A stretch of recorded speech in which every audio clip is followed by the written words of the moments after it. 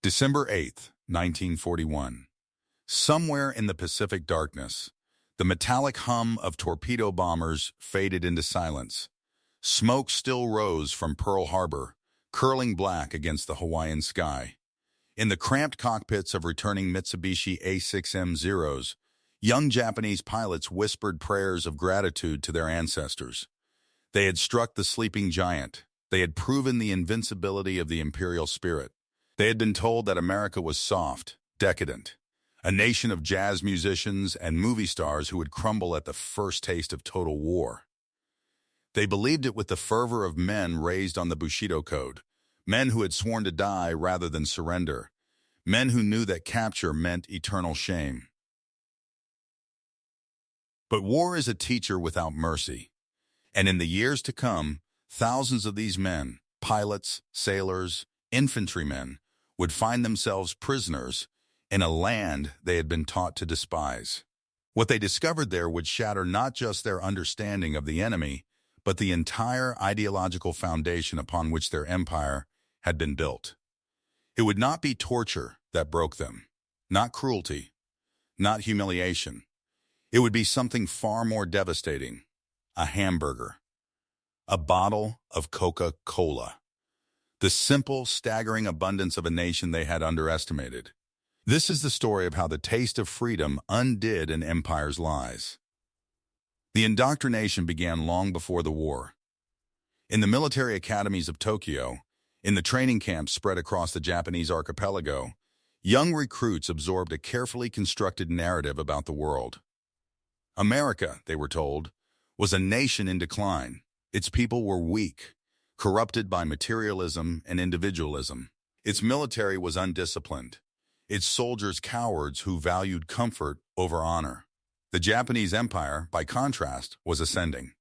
Its people were united by divine purpose under the emperor, willing to sacrifice everything for the greater good. Surrender was unthinkable. Death was preferable. To become a prisoner of war was to become something less than human, a creature without honor, unwelcome even in the afterlife. These were not mere suggestions. They were drilled into the consciousness of every soldier with the repetition of religious dogma. Field Service Code 1941, distributed to all Japanese military personnel, made it explicit: do not live in shame as a prisoner. Die to ensure you do not leave ignominy behind. Soldiers were issued grenades with the implicit understanding that the last one should be saved for themselves. Officers carried samurai swords not as decoration, but as instruments of ritual suicide should capture become imminent. The message was clear and absolute: death before dishonor. Always. And yet, by late 1942, the first prisoners began to arrive on American soil. They came in small numbers at first. A pilot shot down over the Coral Sea, fished from the water more dead than alive. A submarine crew whose vessel had been depth charged into surrender off Midway. Infantrymen from Guadalcanal, starved and disease-ridden, too weak to resist capture. They arrived expecting execution. The code had prepared them for death, but not for what actually awaited them: processing, medical care, and transportation to camps scattered across the American mainland. They could not comprehend it. Many remained silent for days, certain that the humane treatment was a prelude to some elaborate torture.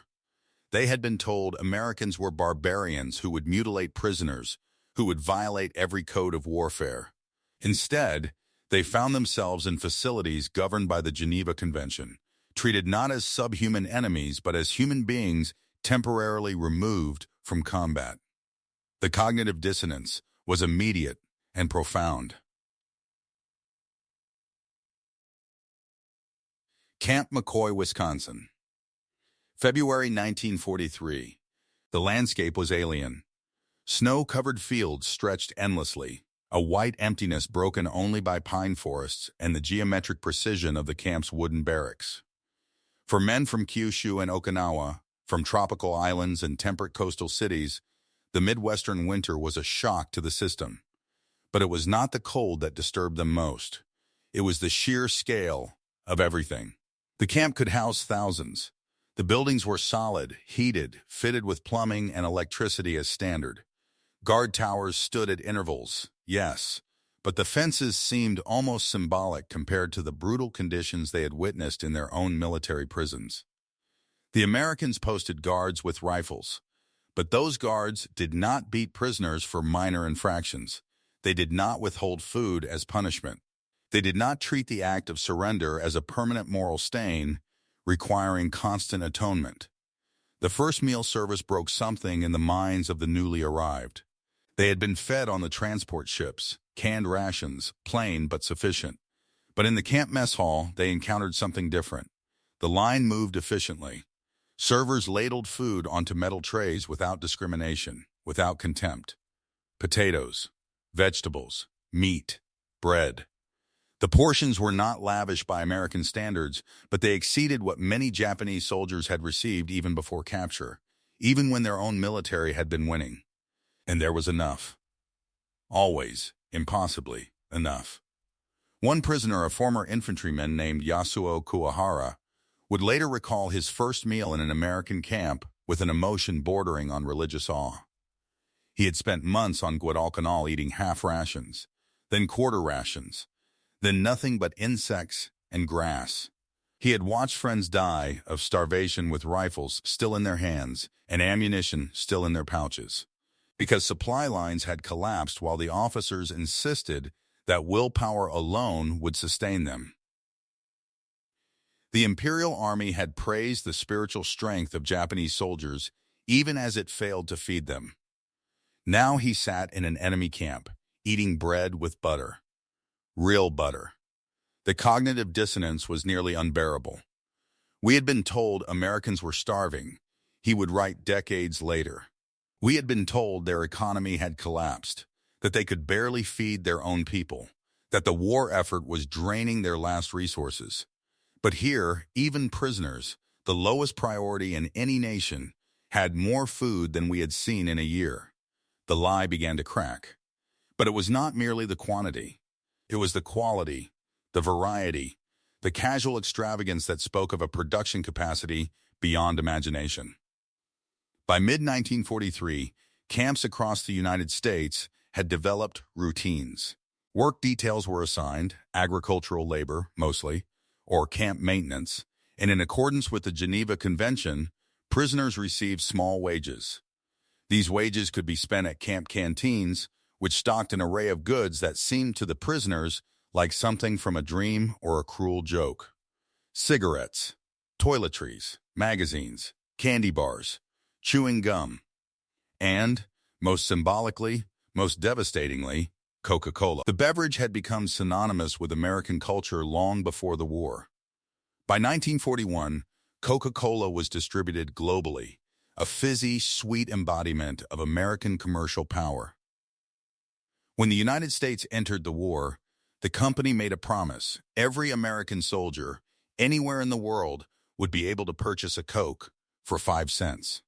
The military facilitated this, understanding instinctively that morale was maintained not just through ammunition and orders, but through small comforts, through tangible reminders of home.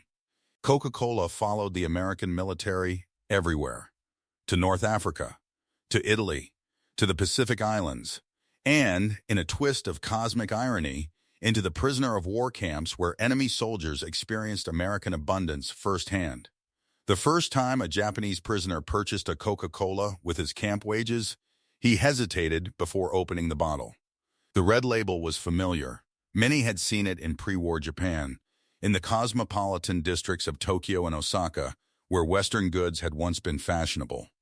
But that had been another lifetime, another world. Now it was the drink of the enemy, purchased in captivity, a symbol of everything his empire despised. He drank it anyway. The sweetness was almost painful. The carbonation was startling.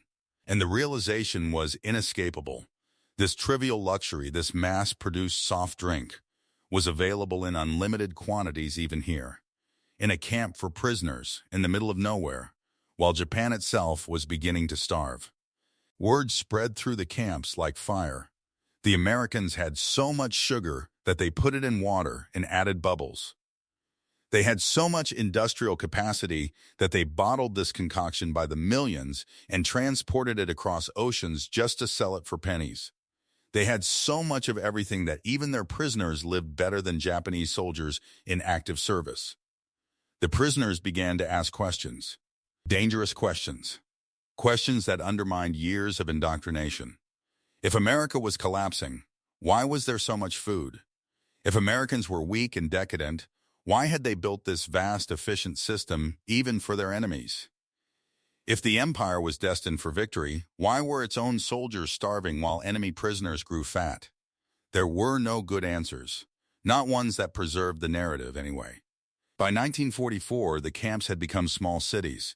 The population of Japanese prisoners in the United States numbered in the thousands and continued to grow. As the island-hopping campaign progressed, as American forces pushed closer to the Japanese home islands, the rate of surrender increased.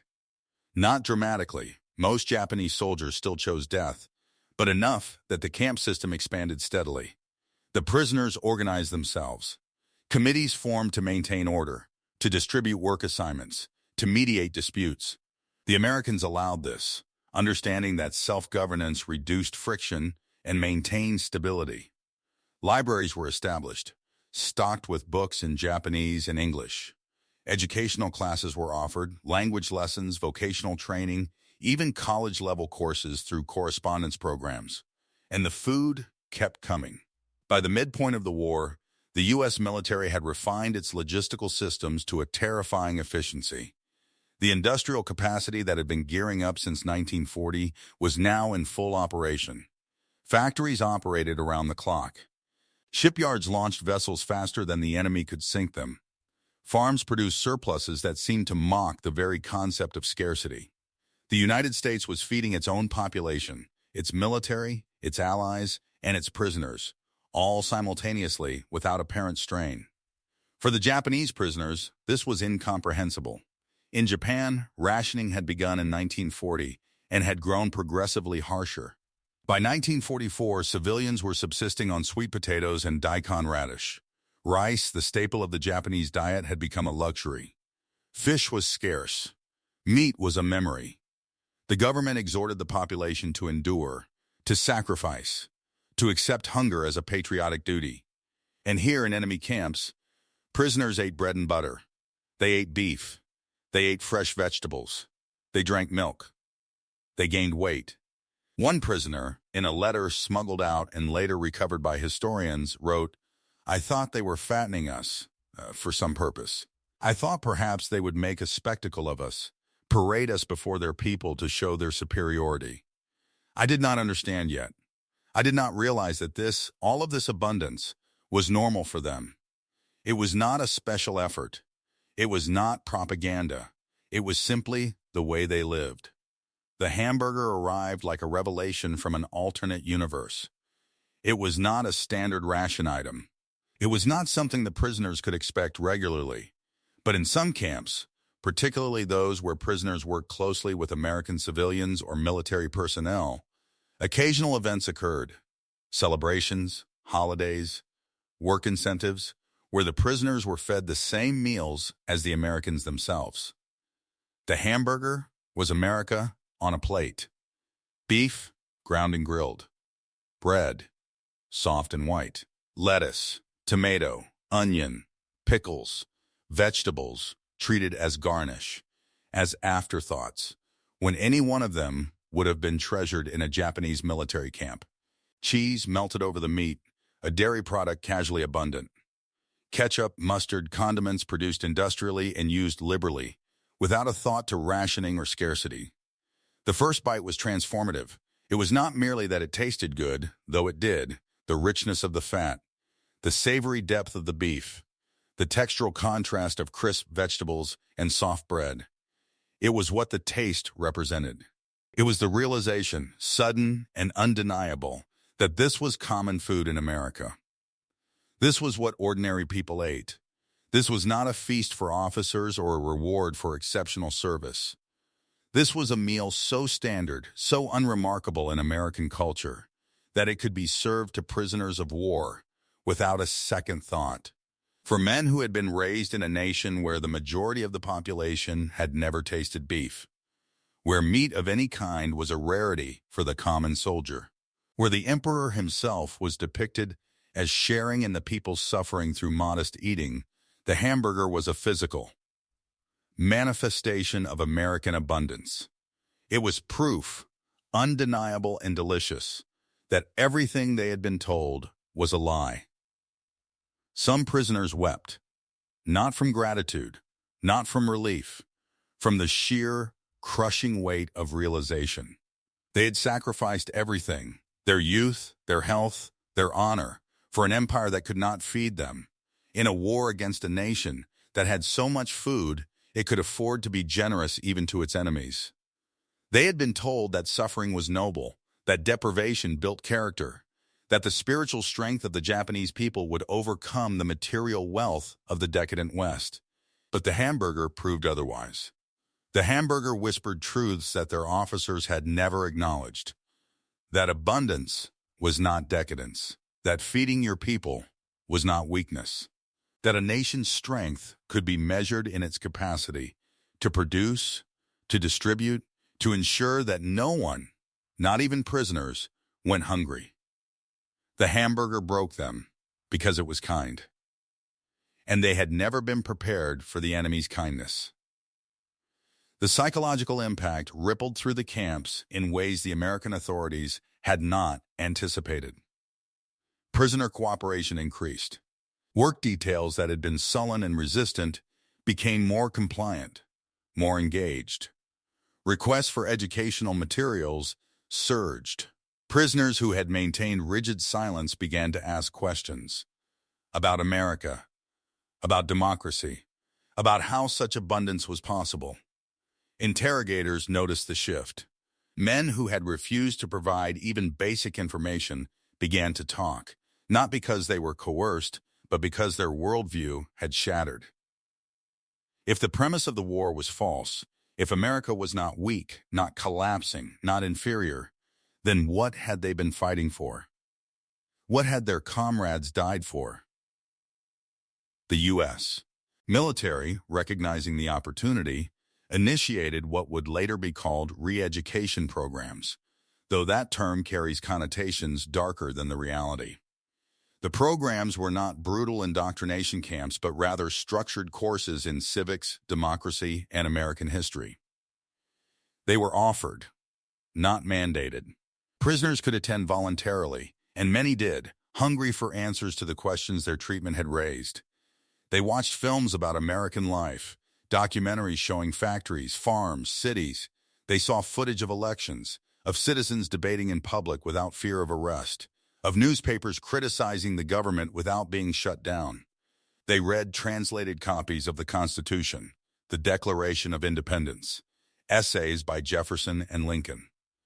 They discussed these ideas in study groups, often late into the night, wrestling with concepts their education had never included. One prisoner, Takajiro Higa, later described the experience as akin to religious conversion. "I had believed the emperor was divine," he said. "I had believed that to die for him was the highest purpose of life.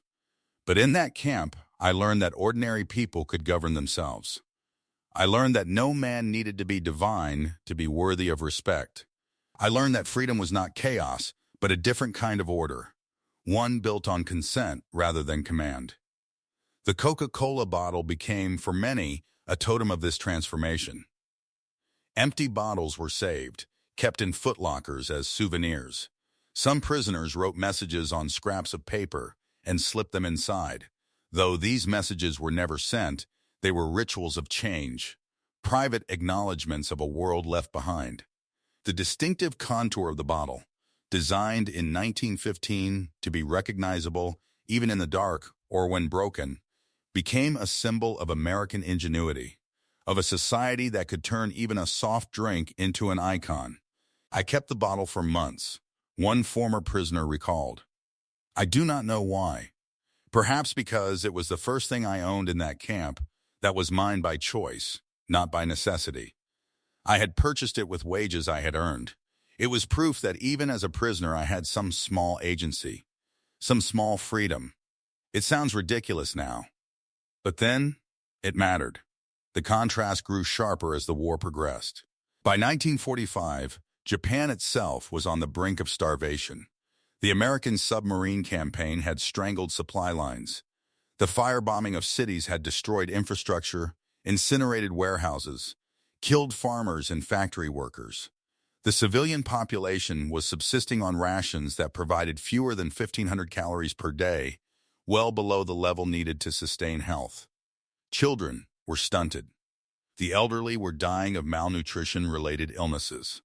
The black market flourished because the official distribution system had collapsed. And in America, prisoners of war were eating hamburgers. The letters started to filter through, smuggled or officially censored but still conveying fragments of the truth. Families in Japan received word that their sons, brothers, husbands were alive. Not just alive, but healthy. The photographs, when they came, were startling. Men who had left Japan gaunt and hungry now appeared well-fed, sometimes even heavier than before the war. The official propaganda in Japan tried to spin this as American deceit, as fattening prisoners for some nefarious purpose. But the families knew better. Their loved ones were eating because America could afford to feed them. Japan could not. The imperial government, increasingly desperate, issued new propaganda emphasizing spiritual strength over material conditions. Radio broadcasts reminded civilians that the American way of life was spiritually empty, that abundance without honor was worthless. But these messages rang hollow to people who were starving. It is difficult to maintain ideological purity on an empty stomach. In the camps, prisoners began to hear rumors of what was happening at home. Through the Red Cross, through censored letters, through carefully worded messages, they learned of the firebombings, the starvation, the desperation. And they sat in their barracks, in camps heated through the winter, with full stomachs, and they felt a guilt that was almost unbearable. They had surrendered. They had chosen life over honor. And in doing so, they had found themselves in a place where life was valued, where even the defeated were fed, where the enemy treated them with a baseline decency that their own officers had often denied them. Some prisoners requested to remain in the United States after the war. The idea of returning to a ruined Japan, to a society that would view them with contempt for having surrendered, was too painful. America, the land of the enemy, had become more hospitable than home. August 15th, 1945. The Emperor's voice crackled over the radio, a sound most Japanese had never heard before. The surrender announcement was phrased in archaic court language, nearly incomprehensible to the average listener. But the meaning was clear enough. The war was over. Japan had lost. In the camps across America, prisoners gathered around radios, listening in stunned silence. Some wept. Some sat motionless, faces blank. Some felt relief. The war, that grinding, endless, consuming war, was finished. They would not die in a foreign land. They would not be expected to commit suicide to preserve honor. They would, eventually, go home. But home to what? The repatriation process began in late 1945 and continued into 1946. Ships transported thousands of former prisoners back across the Pacific, back to a Japan that had been bombed into rubble, occupied by foreign troops, stripped of its empire and its illusions. The prisoners carried with them duffel bags of possessions, clothes, books, souvenirs. Some carried Coca-Cola bottles, carefully wrapped. Some carried photographs of the camps, of the American guards who had treated them fairly, of the friends they had made among fellow prisoners. And they carried memories. Memories of hamburgers, of abundance, of a different way of living. When they arrived in Japan, they found a population traumatized and starving. The occupation authorities, led by General Douglas MacArthur, were distributing food aid, but it was never enough. Rations remained meager. The black market remained essential. And the returned prisoners, healthy and well-fed, stood out like ghosts from another world. Many chose to remain silent about their experiences. The stigma of surrender was real. Families sometimes rejected returning POWs, viewing them as tainted, as cowards who had betrayed the Bushido Code. Communities shunned them. Employers refused to hire them. The men who had survived the war, who had been fed and educated and treated humanely by the enemy, found themselves outcasts in their own country. But they could not unlearn what they had learned. They could not forget the taste of that hamburger, the sweetness of that Coca-Cola, the simple, undeniable proof that the world was larger and stranger than they had been taught. Some became advocates for democracy in post-war Japan, contributing to the slow, difficult process of reconstruction and reform. Others remained silent, but passed on the lessons to their children in quiet conversations, in subtle rejections of the militaristic ideology that had consumed their youth. One former prisoner, in an interview conducted in the 1980s, said, "I do not tell people often about the camps. They do not want to hear it. But I will tell you this. I learned more about Japan by leaving it than I ever did by staying. I learned that our leaders had lied to us, that our sacrifices had been wasted, that the war had been a crime committed against us as much as against the enemy. And I learned it from a hamburger. Is that not the strangest thing? A simple sandwich, and it changed everything." The symbolism of food in war is ancient, but the story of the Japanese POWs reveals something more specific, more modern. In the industrial age, a nation's strength is measured not by the courage of its soldiers, but by the productivity of its economy. Japan had mobilized its people magnificently, had instilled in them a willingness to die that few nations have ever matched. But willingness to die is not the same as capacity to win. The Japanese Empire had bet everything on spiritual strength, on the belief that superior morale and discipline could overcome material disadvantage. The hamburger proved otherwise. It proved that a nation which could feed its prisoners, which could distribute Coca-Cola to the far corners of the earth, which could produce surplus after surplus without straining its economy, was not a nation in decline. It was a superpower. And no amount of Bushido spirit could overcome the raw, staggering productive capacity of the United States in total war. The prisoners understood this in a way that the Japanese High Command, safe in their headquarters, did not. Or perhaps the High Command did understand, but could not admit it without acknowledging that they had sent millions to die in an unwinnable war. Either way, the truth became clear to those who lived in the camps, who ate the food, who saw the abundance firsthand. The Coca-Cola bottle, that ubiquitous symbol of American culture, became in their hands a symbol of something deeper.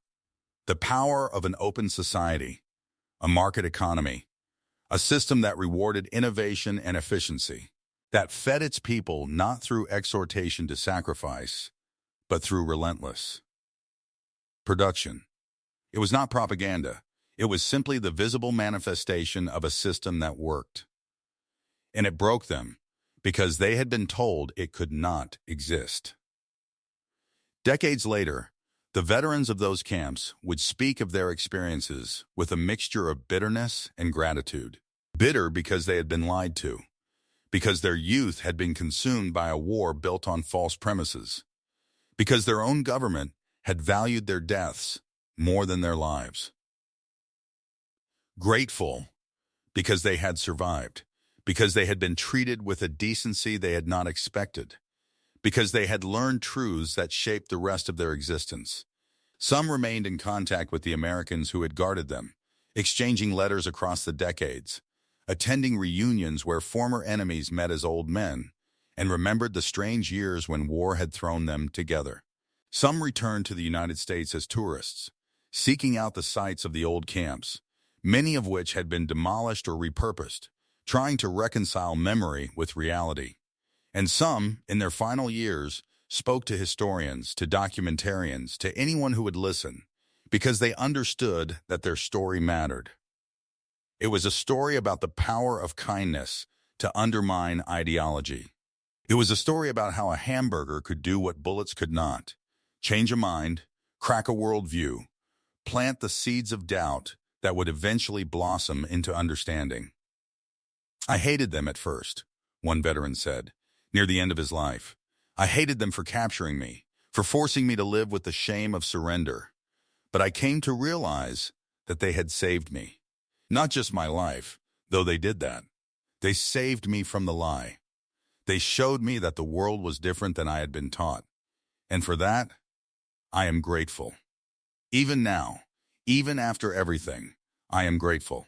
The legacy of the camps is complex and contested. In Japan, the subject remains sensitive. The culture of shame surrounding surrender has lessened over the decades, but it has not disappeared entirely. The prisoners who returned were for many years marginalized, their stories suppressed or ignored in favor of narratives that emphasize Japanese suffering without acknowledging Japanese complicity. In America, the camps themselves are largely forgotten, overshadowed by the more controversial internment of Japanese American civilians. The POW camps were legal, governed by international law, and generally well-run, so they attract less attention than the injustices committed against American citizens of Japanese descent. But the prisoners themselves, those who lived through it, who tasted the hamburger and drank the Coca-Cola and felt their worldview crumble, they remembered. And in their remembering, in their quiet testimonies, in their difficult reconciliations with the past, they offer a lesson that transcends the specifics of World War II. Ideology is powerful. It can drive men to extraordinary acts of courage and terrible acts of cruelty. It can sustain people through unimaginable hardship. But ideology built on lies is fragile. It can withstand propaganda, censorship, even military defeat, but it cannot withstand the simple, undeniable evidence of lived experience. A hamburger is not an argument. It is not a speech or a manifesto, but it is real. It is tangible. It is proof of a different way of living, a different set of priorities, a different understanding of what a government owes its people. And sometimes proof is more powerful than propaganda. The Coca-Cola bottle sits on a shelf in a small apartment in Tokyo. It is old now, the label faded, the glass clouded with age. The man who kept it is gone, passed away in the quiet manner of the very old, surrounded by family who never fully understood why he treasured an empty bottle from a war fought a lifetime ago. His grandson, clearing out the apartment, finds it and almost throws it away. But something stops him. Perhaps it is the care with which it has been preserved, wrapped in cloth, placed in a position of honor. Perhaps it is curiosity. He asks his mother, the old man's daughter, about it. She hesitates, then tells him the story as she understands it. Her father was a prisoner in America during the war. He came back changed. He never spoke much about it, but he kept that bottle. He said it reminded him of something important, though he never quite explained what. The grandson holds the bottle, feeling the weight of history in his hands. He does not throw it away. He places it back on the shelf, a relic of a war and a world he never knew, a symbol of something his grandfather learned in captivity and carried home across an ocean. It is a small monument to the power of simple truths, a reminder that kindness can be a weapon, that abundance speaks louder than propaganda, that sometimes the most devastating defeat comes not on the battlefield but in the quiet moment, when a man bites into a hamburger and realizes everything he believed was a lie. The bottle remains. The lesson endures. And somewhere, in the vast machinery of memory, the story continues to whisper its uncomfortable truth, that the war was won not just with bombs and bullets, but with butter and beef, with sugar and carbonation, with the simple, staggering capacity to feed even those who had sworn to destroy you. That is the power of abundance. That is the strength of a free society. That is the lesson the prisoners learned. One hamburger, one Coca-Cola, one impossible meal at a time. And it broke them. Not because it was cruel, but because it was kind. Not because it was propaganda, but because it was true. not because it destroyed their honor, but because it revealed that honor without truth is just another word for obedience. And obedience to a lie is the deepest dishonor of all. The war ended. The prisoners went home. But the taste remained. And in that taste, in that simple, unforgettable flavor of a world they had been taught to despise, they found something unexpected. Not defeat, but liberation. Not shame, but truth. Not the end, but a strange, difficult, ultimately redemptive beginning. The hamburger broke them.